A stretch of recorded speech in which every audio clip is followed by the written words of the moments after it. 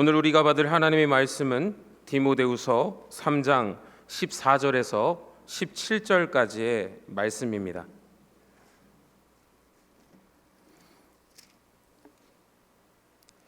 그러나 너는 배우고 확신한 일에 거하라.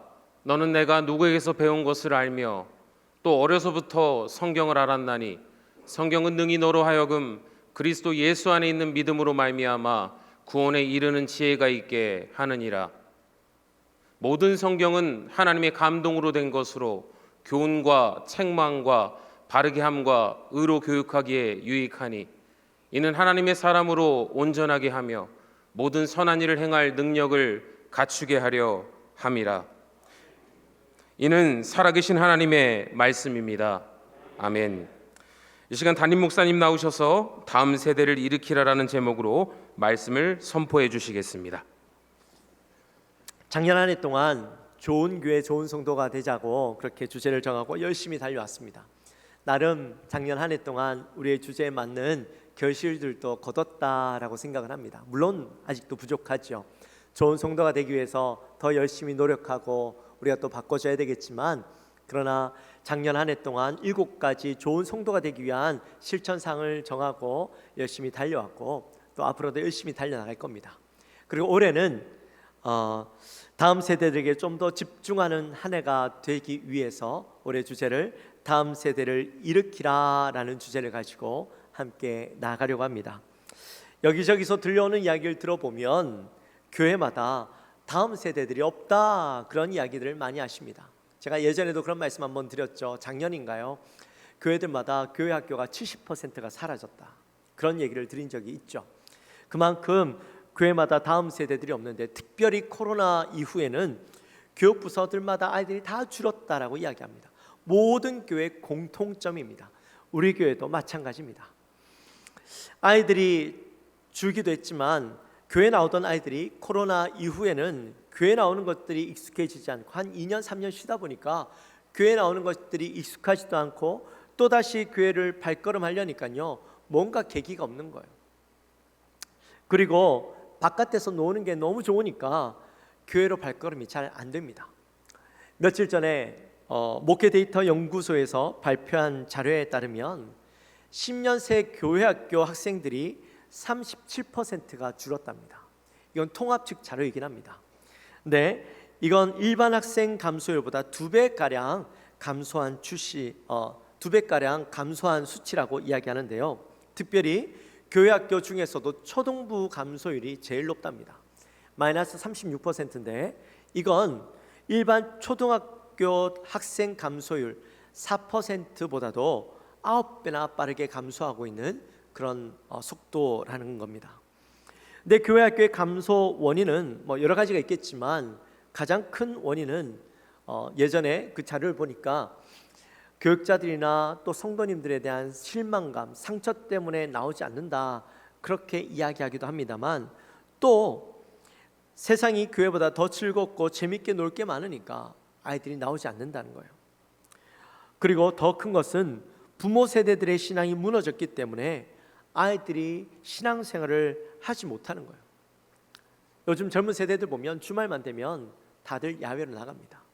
여행 가고 캠핑 가고 호캉스 가고 다들 그래서요, 주말만 되면 다 여행을 가버리니까 30대 40대 성도들이요, 교회를 다 비웁니다.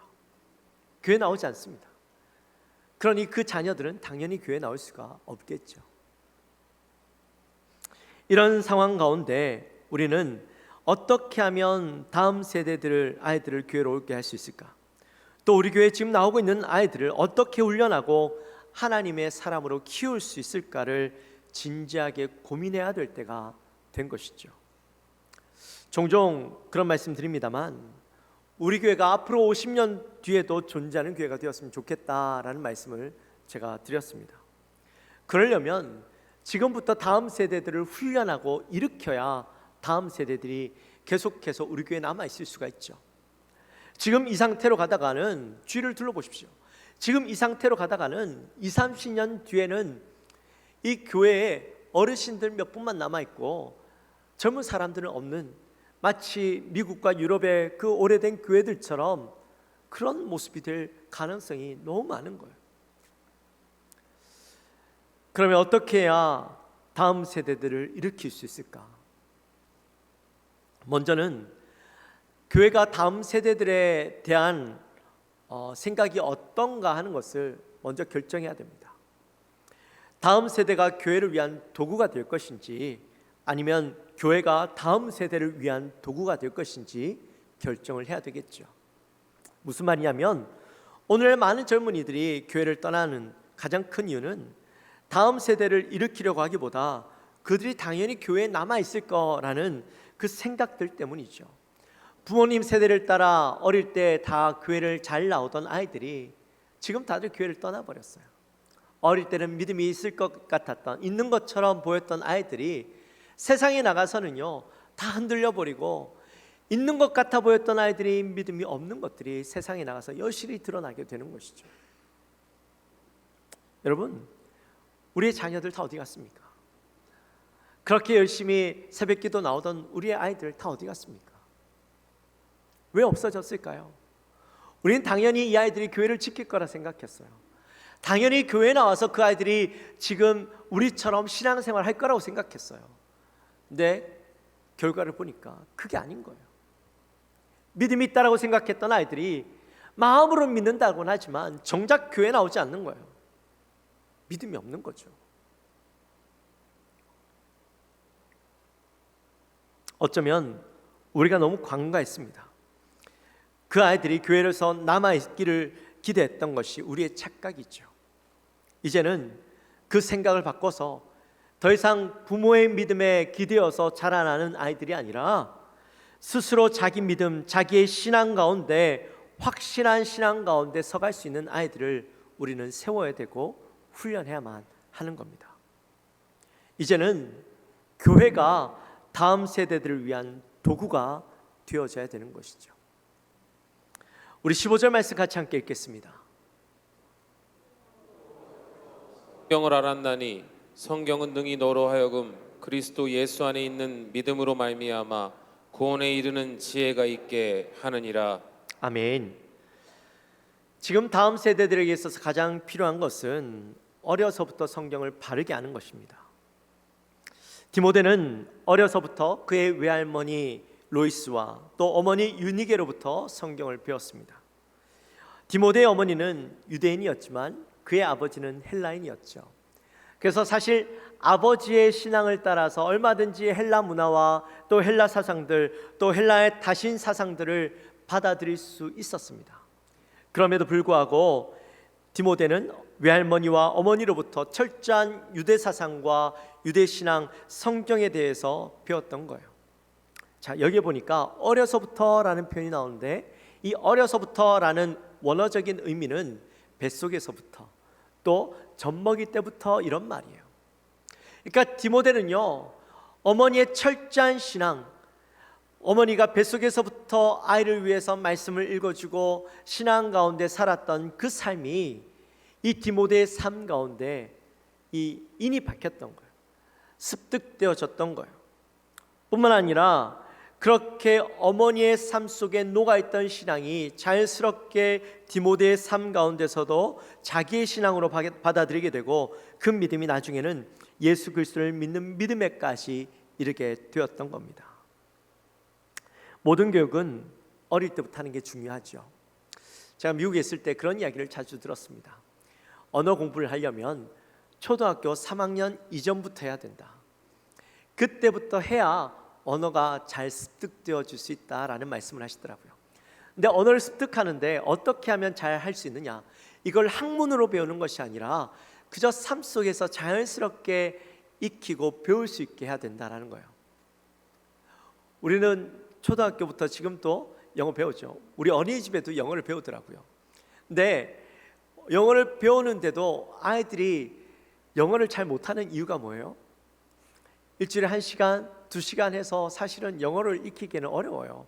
자연스러워지긴 쉽지 않아요. 근데 거기다가 학문을 가르치는 거예요. 주어, 문법을 가르치고 막 이렇게 해서 가르치니까 애들에게는요 이게 언어가 공부밖에 안 되는 거예요. 그러니까 자연스럽게 안 나오는 거예요. 외국인을 보면 하이가 안 나오는 거예요. 아이들에게 언어를 가르치려면 삶 속에서 자연스럽게 그것들을 사용하게 하고 익히게 하고 나타나게 하고 표현되게 해야 되는 것이죠. 신앙도 마찬가지예요. 성경도 어릴 때부터 딱딱하고 어렵게 성경 한 장 읽는 것 힘들게 하는 것이 아니라 부모로부터, 선생님으로부터 성경의 이야기가 재미있는 이야기로 들려지고 그 성경의 이야기가 나의 삶 속에서 자연스럽게 들려지고 익혀질 수 있도록 만들어야 되는 것이죠. 근데 아이들이 성경을 자연스럽게 익히고 또 배우려면 누구부터 이 성경과 친해져야 될까요? 부모부터, 선생님부터. 여러분, 아이들이 성경을 알려면 왜 성경을 배워야 되고 왜 성경을 알아야 되는지 부모로부터, 선생님으로부터 들어야 돼요. 그런데 선생님들이나 부모들이 이 성경에 대해서 자신감이 없고 잘 알지 못하면 아이들이 어떻게 성경을 알아갈 수 있고 배울 수 있겠어요? 여러분, 성경이 뭔가요? 성경이 뭐야? 라고 묻는다면 여러분 뭐라고 말씀하시겠어요? 하나님의 말씀. 좋습니다. 우리 15절 말씀, 16절 말씀 같이 한번 읽겠습니다.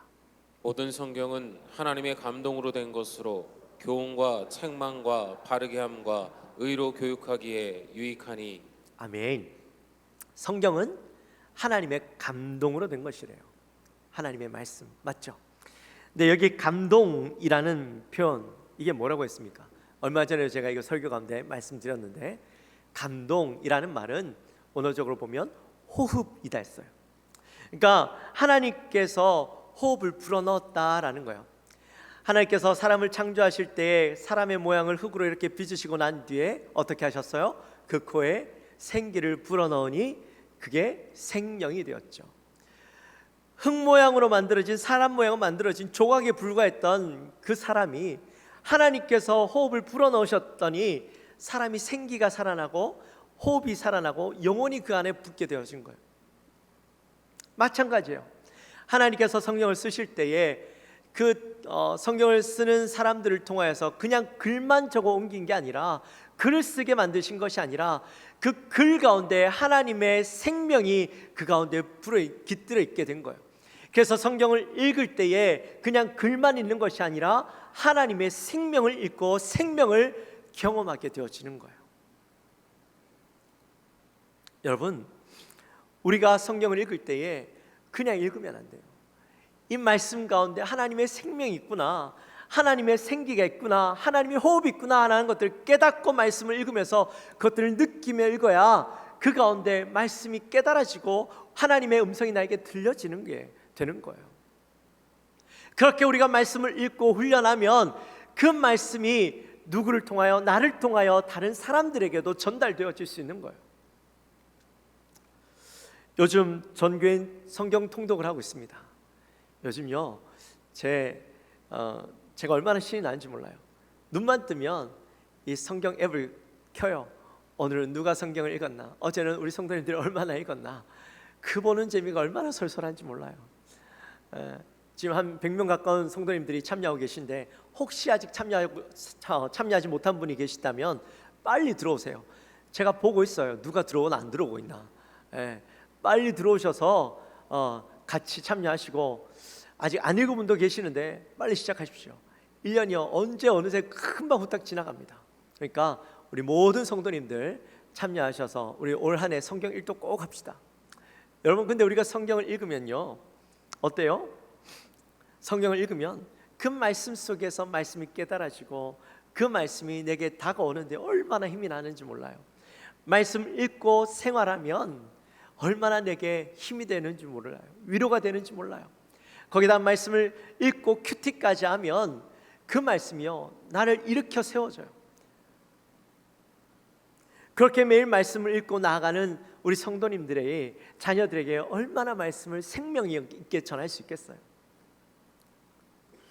또 성경에는 교훈과 책망과 바르게 함과 의로 교육하기에 유익하다 이렇게 말씀합니다. 여러분, 세상에는요 유익한 책이 참 많습니다. 유익하지 않은 책이 거의 없죠. 근데 그 유익하다고 이야기하는 많은 책들을 다 불러 모아도 성경의 권위만큼은 될 수가 없습니다. 성경은 진리가 무엇인지, 그리고 세상을 어떻게 살아가야 되는지, 하나님이 어떤 분이시고 예수님이 어떤 분이신지, 또한 그 세상의 모든 이치와 원리들, 무엇이 옳고 그름인지 우리에게 분명하게 말씀해 주는 것이 바로 이 성경이죠.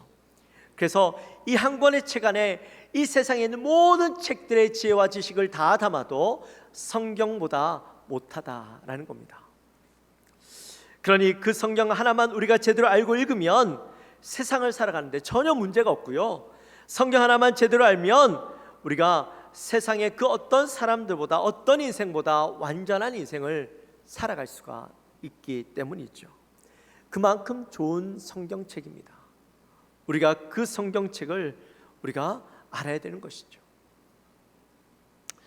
어떤 사람이 교회에서 예배드리고 나오는 청년에게 이렇게 질문했답니다. 젊은이는 무엇을 믿는가? 이렇게 질문했더니 젊은이가 이렇게 대답합니다. 저는 우리 교회가 믿는 것을 믿습니다. 다시 질문합니다. 그러면 교회는 무엇을 믿는가? 그랬더니 청년이 교회는 제가 믿는 것을 믿습니다.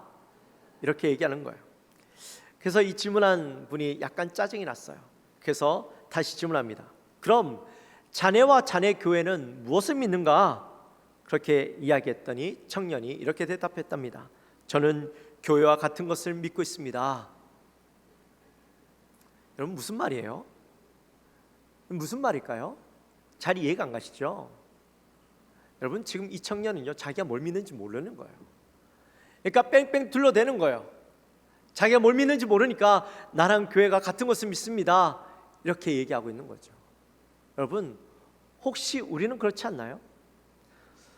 오랫동안 교회를 다니고 열심히 신앙생활한다고 열심히 살아왔지만 정작 내가 뭘 믿는지 모르는 것, 내가 무엇을 믿고 무엇을 위해서 살아가고 어떻게 살아가야 되는지 모르는 삶, 우리 혹시 그렇게 살아가고 있지는 않냐는 것이죠.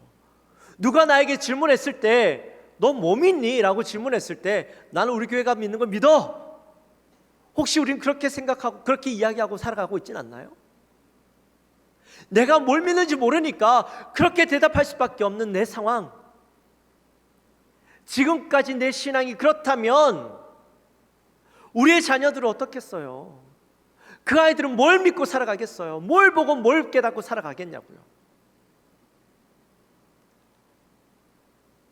여러분, 우리는 분명한 확신 위에 서가야 돼요. 내가 무엇을 믿고 이것을 왜 믿는지, 그리고 이것을 왜 믿어야만 하는지 분명한 확신 가운데 서가야 자녀들에게 그것을 믿으라고 권면하고 다른 사람들에게 그것을 전할 수가 있는 거예요. 우리 14절 말씀 같이 읽겠습니다. 너는 배우고 확신한 일에 거하라. 너는 내가 누구에게서 배운 것을 알며. 아멘. 우리가 다음 세대들을 일으키기 위해서 중요한 것은 교회에서 또 가정에서 아이들이 말씀을 들을 뿐만 아니라 읽을 뿐만 아니라 배우고 확신한 가운데 서도록 만들어야 돼요. 단순히 일주일에 한 번 와서 1시간 주일학교에서 예배 드리는 것으로 이 아이가 분명한 확신 가운데 믿음 위에 서기를 기대한다는 건 너무나도 위험한 생각이에요. 이건 마치 이 아이가 로또 1등 당첨되기를 기대하는 것과 똑같은 거예요. 여러분, 아이들이 어떻게 일주일에 한 번 와서 예수님을 나의 구주로 믿고 그분과 동행하는 삶을 살아갈 수 있겠어요? 없죠. 우리가 이 아이들에게 정말 예수님이 누구인지, 그리고 예수님이 왜 이 땅에 오셨는지, 그리고 그를 믿는 우리의 신앙의 선배들은 어떻게 살았는지, 무엇을 위해서 살았는지 확실히 가르치고 그 배운 것이 그 아이의 머릿속에 또 가슴 속에 남아있도록 만들어야 돼요. 그리고 그 배우고 확실한 일에 거하도록 그것에서 벗어나지 않도록 우리가 훈련해야 됩니다. 우리가 살아가는데 제일 힘든 게 뭐예요? 여러분, 살아가시는데 제일 힘든 게 뭐예요? 우리가 어떤 일들을 경험할 때마다 내 생각과 내 경험 가지고 판단하고 생각하다 보니까, 또는 세상의 어떤 사람들이 생각하고 판단하는 기준에 의해서 생각하고 판단하다 보니까 늘 이 판단 기준이요 모호한 거예요. 시대에 따라 상황에 따라 모든 것들이 변하니까 내가 이것을 결정하고도 이게 맞나 틀린가 잘 모르는 상황들이 많이 있죠. 여러분, 그렇게 살아가는 사람들이 늘 불안한 거예요. 세상 사람들이 불안하고 염려 가운데 살아가는 이유가 이건 거예요. 근데 믿음이 있는 사람은 어떨까요? 믿음이 있는 사람들은 영원토록 변하지 않는 하나님의 말씀을 의지하고 살아가는 거예요. 이 말씀은 2000년 전에도 똑같고 4000년 전에도 똑같고 지금 이 시간도 똑같고 앞으로 2000년 뒤, 4000년 뒤에도 이 말씀은 변함이 없어요. 이 말씀 속에 있는 진리가요 우리를 기준 삼게 하면 우리는 이 기준 가운데 흔들림 없이 살아갈 수 있어요. 무엇이 옳은 것인지 무엇이 그른 것인지 늘 말씀 기준을 살아가니까요 내 마음에 두려움이 없고 흔들림이 없는 거예요. 우린 그렇게 살아가야 돼요. 말씀이 내 삶의 기준이 되면 세상 사람들이 뭘 하든지 그것과 상관없이 말씀대로 살아가니까요 세상 사람들이 아무리 아니라 그래도 내가 이 삶을 살아내므로 이게 옳은 것임을 증명해낼 수 있는 삶을 살아갈 수 있는 거예요. 믿는 자들이 그렇게 살아야 되고 우리의 자녀들에게 이 말씀이 기준이 되어서 살아갈 수 있도록 훈련하고 가르쳐야 되는 거예요. 그러려면 일주일에 한 번으로는 안 되는 거죠. 그러기 위해서 우리 교회는요 다음 세대들을 이렇게 가르치고 훈련하려고 합니다. 먼저는 아이들이 오고 싶은 교회를 만들려고 합니다. 물론 세상에 재밌는 것들이 너무 많죠. 세상에서 즐길 거리들이 너무 많은데 우리가 교회에서 아이들의 마음을 살 수 있는 그 무엇이 아이들의 마음을 만족하게 해줄 수 있는 것이 무엇이 있겠습니까? 교회가 해줄 수 있는 것이라곤 사랑을 베풀고 또 아이들과 함께하며 교제하고 가치 있고 의미 있는 삶을 살아갈 수 있도록 그 아이들을 위로하고 격려하고 또 삶의 기준들을 말씀을 통해 제시하는 일을 하려고 합니다. 그래서 교육부서들은 아이들에게 말씀 읽기와 암송 훈련들을 시킬 거고요. 또 더 나아가서 제자 훈련을 하려고 합니다. 아이들이 제자 훈련을 통해서 머리에 말씀의 지식만 쌓는 것이 아니라 말씀의 지혜를 깨달아 말씀을 살아내고 말씀을 경험하는 것들을 가르칠 것입니다.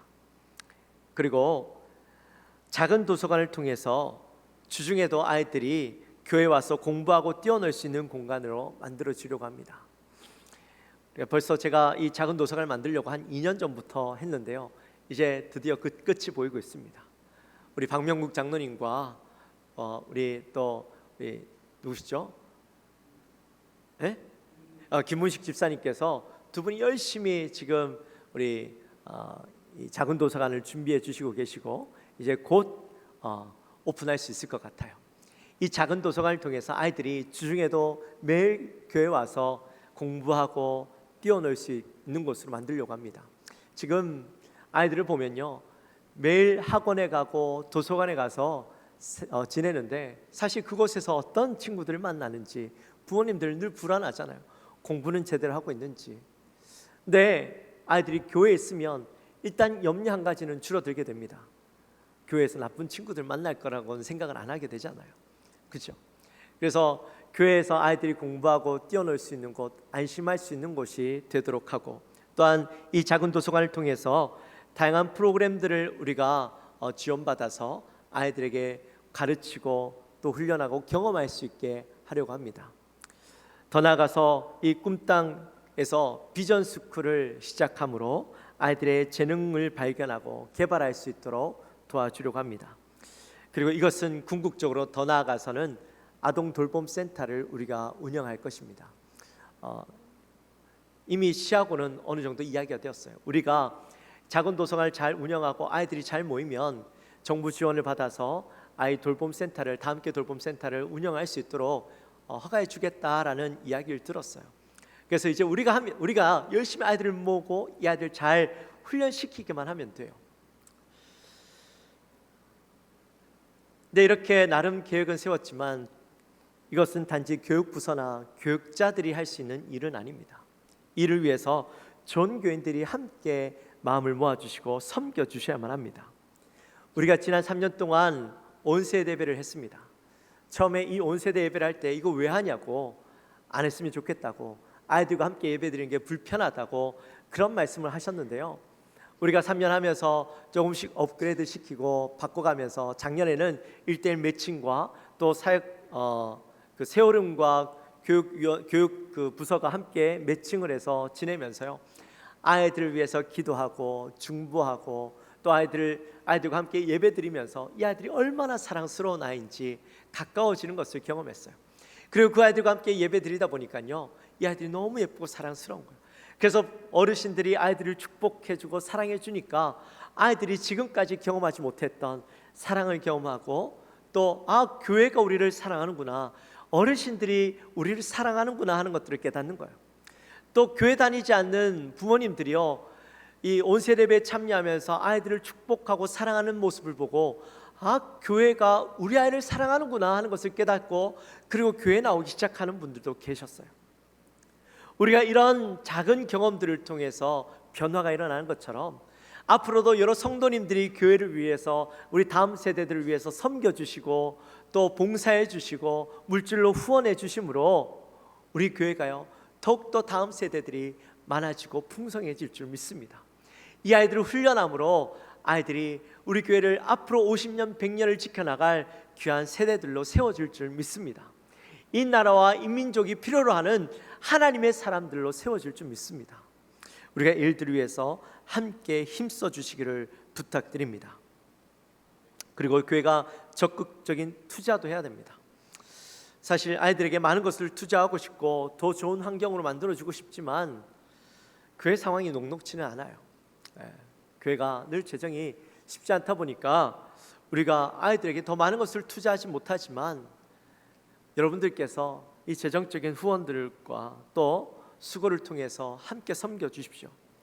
우리가 다음 세대들을 위한 투자는 늦으면 늦을수록 더 많은 시간과 더 많은 물질이 필요합니다. 지금이 가장 적기입니다. 그래서 우리 아이들이 믿음으로 자라날 수 있는 환경과 상황을 위해서 우리 성도님들이 함께 섬겨주시고 함께 도와주시기를 부탁드립니다. 그리고 더 중요한 것은요, 좋은 교사들이 세워져야 됩니다.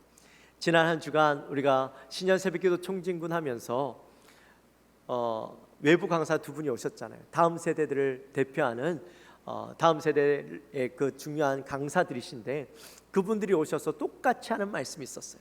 그게 뭐냐면 부서가 부흥하려면 좋은 교사들이 있어야 된다는 거예요.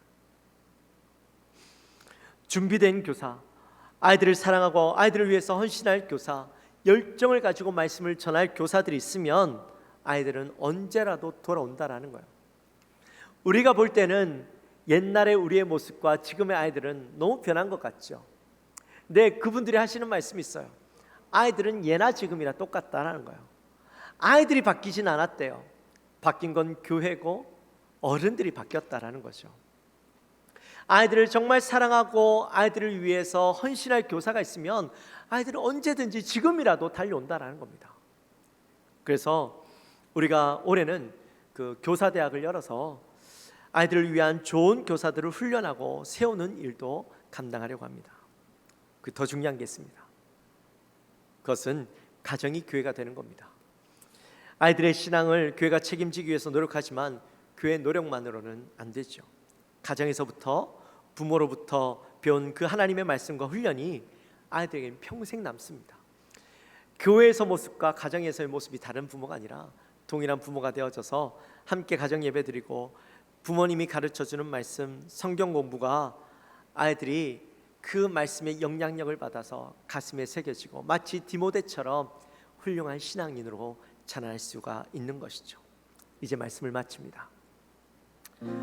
우리 교회가 다음 세대를 일으키라라는 주제를 가지고 나아갑니다. 네, 다음 세대를 일으키기 위해서는 결국에는 기성세대가 다음 세대를 위해서 얼마나 기도하고 준비하고 투자하고 사랑하느냐가 달려 있습니다. 올 한 해 우리 영광교회 모든 성도님들은 다음 세대들을 위해서 수고해 주시고 섬겨 주시고 사랑해 주십시오. 그러면 우리 영광교회는 믿음 위에 세워진 다음 세대들이 많아져서 앞으로 50년, 100년을 든든하게 세워져가는 교회가 될 줄 믿습니다. 꼭 이 시대가 필요로 하는 다음 세대가 세워지는 영광교회가 될 수 있도록 함께 힘을 모아 주십시오. 할렐루야. 아멘. 우리 찬양합시다.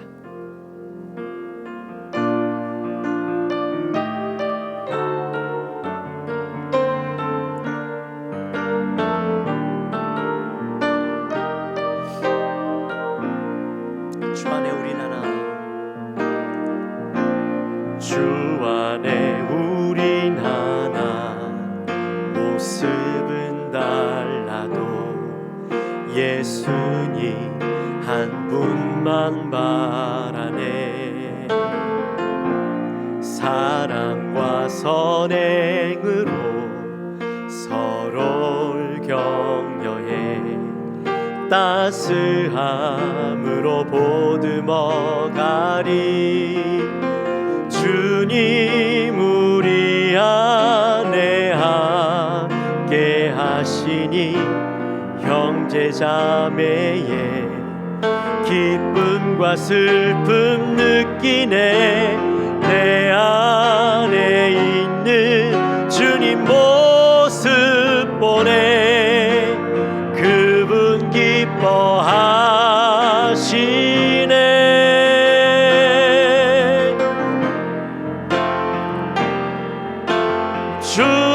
주님 우리 통해 계획하시니 부족한 입술로 찬양하게 하시니.